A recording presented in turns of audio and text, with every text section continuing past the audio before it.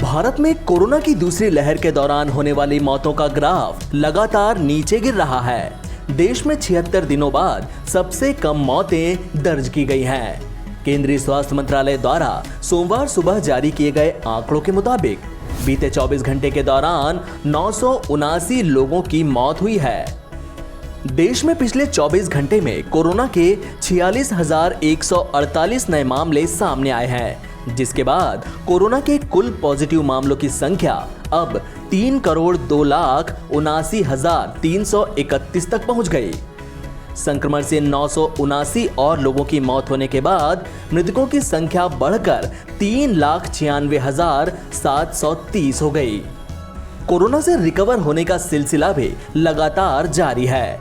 पिछले 24 घंटे के दौरान कोरोना संक्रमण से 58,578 लोग रिकवर हुए हैं, जिसके बाद कोरोना फ्री होने वालों की कुल संख्या 2,93,09,607 हो गई।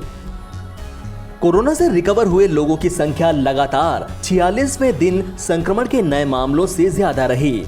भारत में फिलहाल कोरोना के एक्टिव केसेस की संख्या कम होकर 5,72,994 पर पहुंच गई, जो कुल मामलों का 1.89% है। रविवार को खत्म हुए सप्ताह में कोरोना से रिकवर होने वाली मौतों में 38% की गिरावट देखी गई। इसी हफ्ते करीब 61 दिनों बाद रोजाना होने वाली मौतों का 7 डेज रोलिंग एवरेज गिरकर 1000 से नीचे आ गया। रविवार को देश में कोरोना संक्रमण से 689 लोगों की मौत हुई, जो करीब 81 दिनों में सबसे कम है। इससे पहले 7 अप्रैल को 685 मौतें दर्ज की गई थी। 12 अप्रैल के बाद रविवार यानी 27 जून को पहली बार कोरोना संक्रमण से रोजाना होने वाली मौतों का आंकड़ा 1000 से नीचे दर्ज किया गया, जबकि उसमें महाराष्ट्र में रिपोर्ट की गई 262 बैकलॉग मौतें भी जोड़ी गई थी। पिछले सप्ताह 14 से 20 जून के बीच कोरोना से होने वाली मौतों में 45% की गिरावट देखी गई, जो महामारी की शुरुआत से अब तक की सबसे ज्यादा साप्ताहिक गिरावट है।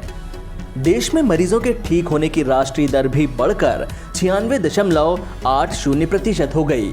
पिछले 24 घंटे में इलाज करा रहे मरीजों की संख्या में कुल 13,409 की कमी आई है।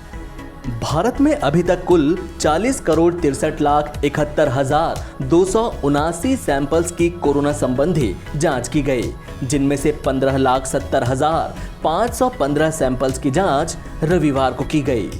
आंकड़ों के मुताबिक सैंपल्स के संक्रमित आने की दैनिक दर 2.94% है। यह पिछले 21 दिनों से 5% से कम है। सैंपल्स के संक्रमित आने की साप्ताहिक दर भी कम होकर 2.81% हो गई। एनबीटी ऑनलाइन की रिपोर्ट।